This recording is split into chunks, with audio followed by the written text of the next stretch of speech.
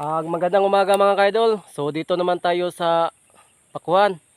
Ito ang tinatawag na pako mga kaidol. So sa amin mga kaidol, marami po dito. So parang damo lang to. Pero marami ang kumakain nito mga kaidol.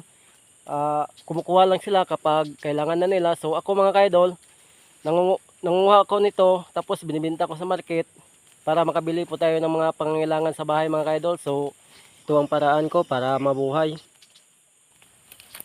Ayun lang mga kaidol. So ang nakuha po natin siguro mga kaidol, nasa 150 na tali mga kaidol. So puputulan ko lang. Tapos ilagay ko dyan.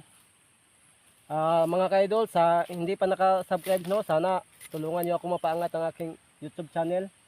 Sana mag-subscribe kayo at sa naka-subscribe naman, maraming salamat sa inyo. Dahil baguhan pa ako mga kaidol, so maliit pang subscribers ko. So kailangan ko pa ng maraming mga subscribers.